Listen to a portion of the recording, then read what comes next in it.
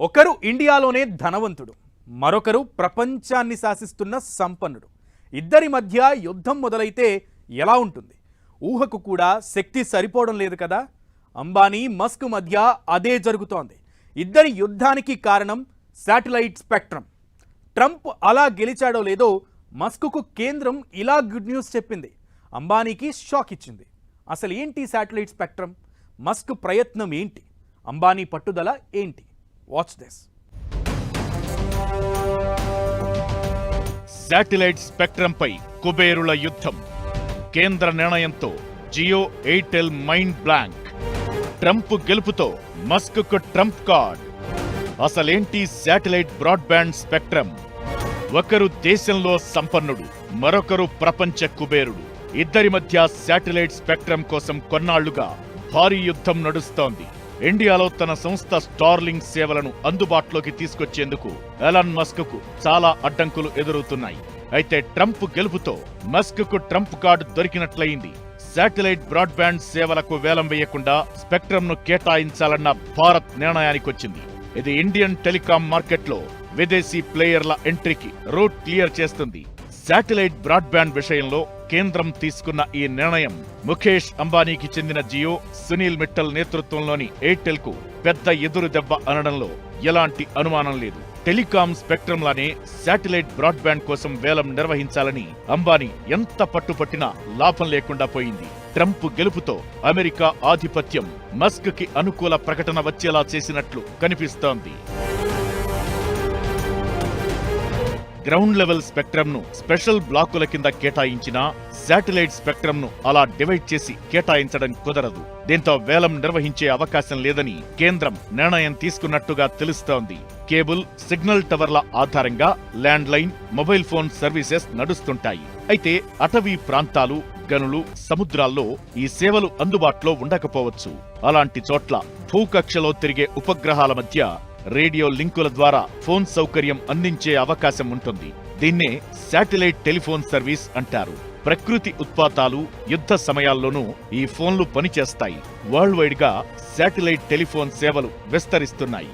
దీన్ని అందుకునేందుకు భారత్ ప్రయత్నాలు చేస్తోంది. ఇందులో భాగంగా శాటిలైట్ స్పెక్ట్రమ్ ను పరిచయం చేయాలని ఫిక్స్ అయింది.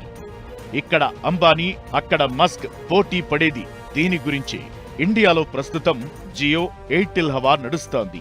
అలాంటిదిప్పుడు మస్క్ కంపెనీ స్టార్లింక్ ఎంట్రీ ఇవ్వడం అంటే ఆ రెండు కంపెనీలకు షాక్ గా మారే అవకాశముంది. ఇన్ని రోజులు ఇద్దరు చెప్పిందే శాసనం.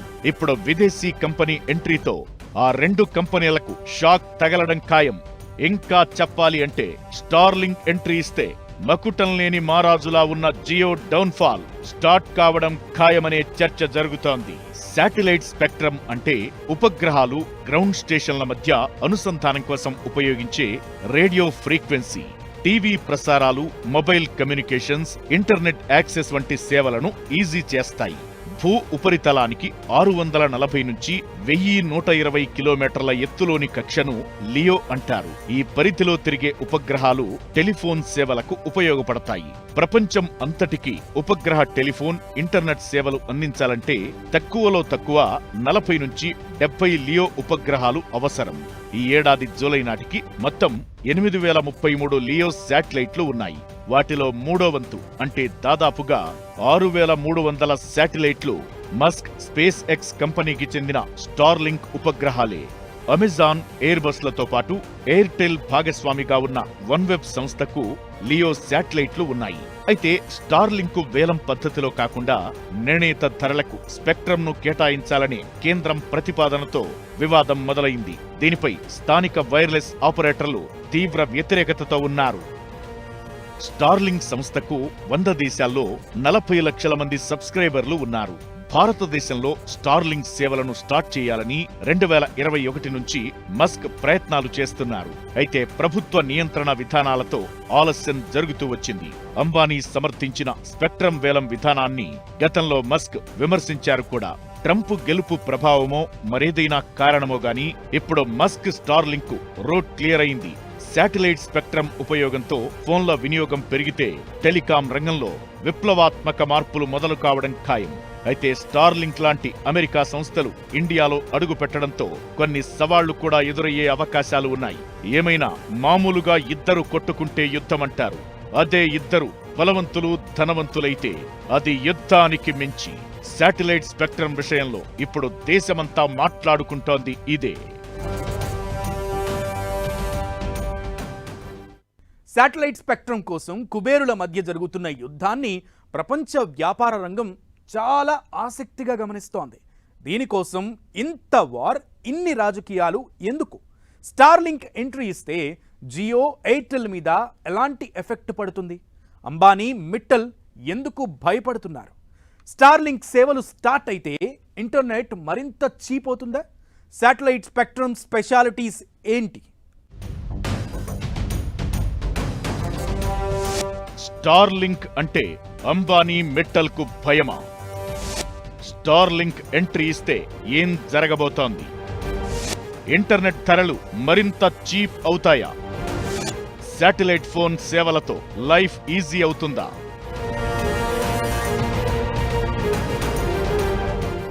భారతదేశంలోని గ్రామీణ ప్రాంతాలకు డిజిటల్ సేవలను మరింత చేరువ చేయాలన్న లక్ష్యంతో శాటిలైట్ ఇంటర్నెట్ను అందుబాటులోకి తీసుకురావాలని కేంద్రం ప్రయత్నాలు చేస్తోంది.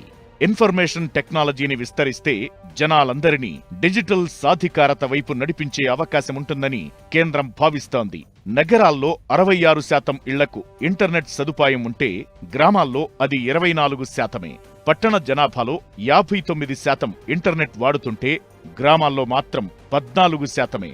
నెట్వర్క్ కవరేజీ సరిగ్గా లేకపోవడం, ఖర్చులు ఎక్కువగా ఉండడమే దీనికి కారణం.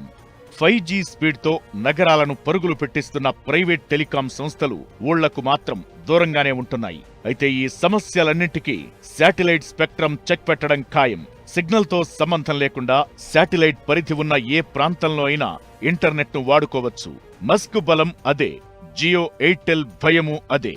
భూమి చుట్టూ తిరిగే శాటిలైట్లలో 3 ఆయనవే.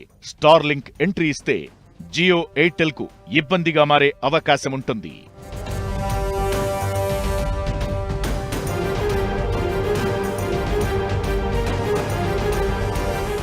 ప్రస్తుతం కేబుళ్లు, టవర్ల ఆధారంగా ఇంటర్నెట్ వ్యవస్థ పనిచేస్తోంది. సముద్ర భూగర్భాల్లో కేబుల్ ఏర్పాటుకు భారీగా ఖర్చవుతోంది. నిర్వహణ కూడా చాలా కష్టం. శాటిలైట్ ఇంటర్నెట్ వ్యవస్థలో ఇలాంటి ఇబ్బందులు ఉండవు. ఆకాశంలోని చిన్నపాటి ఉపగ్రహాలకు అనుసంధానమయ్యే డిష్ ద్వారా ఇంట్లోని మోడెంకు, దాని నుంచి ఎలక్ట్రానిక్ వస్తువులకు వైర్లెస్ ఇంటర్నెట్ సప్లై అవుతుంది. అయితే శాటిలైట్ ఇంటర్నెట్ కు కొన్ని లిమిటేషన్స్ ఉంటాయి. దీని డౌన్లోడ్ వేగం 10 నుంచి 500 MBPS మాత్రమే.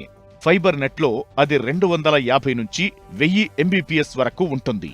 అయితే శాటిలైట్ల ద్వారా పల్లెలకు కష్ట సమయాల్లో ఎలాంటి బ్రేక్ లేకుండా ఇంటర్నెట్ అందించే అవకాశముంటుంది. ఇంటర్నెట్ ఆఫ్ థింగ్స్ కు కూడా ఇది ముఖ్యమే. ఇప్పటికే ఎలక్ట్రిక్ కార్లను ఉపగ్రహ ఇంటర్నెట్తో అనుసంధానించే పనిలో ఉంది టెస్లా. AI వాహనాలను ఇప్పటికే ట్రయల్ వేసింది కూడా. ఇదంతా ఎలా ఉన్నా డిజిటల్ ఇండియా కల సాకారానికి శాటిలైట్ ఇంటర్నెట్ ఎంతో ఉపయోగపడుతుంది.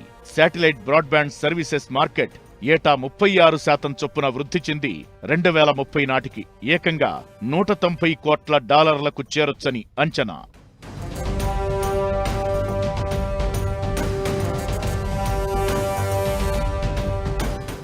శాటిలైట్ ఇంటర్నెట్ సేవలు అందించేందుకు జియో, ఎయిర్టెల్ మద్దతు కలిగిన వన్వెబ్ కు ఇప్పటికే అనుమతులొచ్చాయి. ఇప్పుడు స్టార్లింక్ కూడా రోడ్ క్లియర్ అయింది.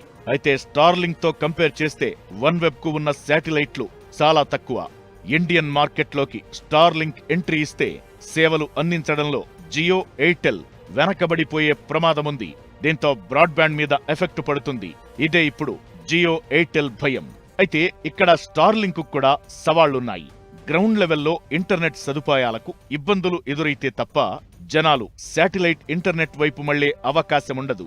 ఈ లెక్కన ఇప్పటికిప్పుడు స్టార్లింక్ ఇండియన్ మార్కెట్లోకి అడుగుపెట్టినా వెంటనే జియో, ఎయిర్టెల్ మీద ప్రభావం చూపించే అవకాశం లేదనే అంచనాలు వినిపిస్తున్నాయి.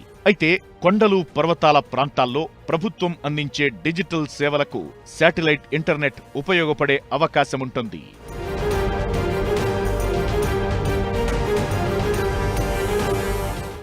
స్టార్లింక్ విస్తరణకు భారత ప్రభుత్వం నుంచి సానుకూల వాతావరణమే కనిపిస్తున్నా ఆ సంస్థకు మరో సమస్య కూడా ఎదురయ్యే అవకాశముంది. ఇతర దేశాల్లోలా భారత్లోనూ ధరలను ఫాలో అయితే అది ఇబ్బందిగా మారే అవకాశముంది. కెన్యాలో స్టార్లింక్ శాటిలైట్ ఇంటర్నెట్ అందుబాటులో ఉంది. అక్కడ నెలకు $10 ధరగా నిర్ణయించారు. అంటే మన కరెన్సీలో 840 రూపాయలు. ఇక అమెరికాలో నెలకు $120 వసూలు చేస్తున్నారు. అంటే దాదాపు 10,000 రూపాయలు. ఈ రేట్లతో ఇండియన్ మార్కెట్లో నెట్టుకు రావడమంటే కష్టమే. ఇంటర్నెట్ వైపు జనాలను మళ్లించడానికి జియో భారీ ప్లాన్ చేసింది. ముందు ఫ్రీ ఇంటర్నెట్ అని అలవాటు చేసి ఆ తరువాత బాదడం మొదలుపెట్టింది. మస్క్ కూడా అలాంటి ఆలోచన చేస్తారు అనడంలో ఎలాంటి అనుమానం లేదు. ఏమైనా శాటిలైట్ స్పెక్ట్రమ్ యుద్ధం మాత్రం ఆసక్తి రేపుతోంది. సేవలు ఎప్పుడు వస్తాయా, ప్రపంచం ఎలా మారుతుందా అని ఎదురు చూస్తున్నారు అంతా.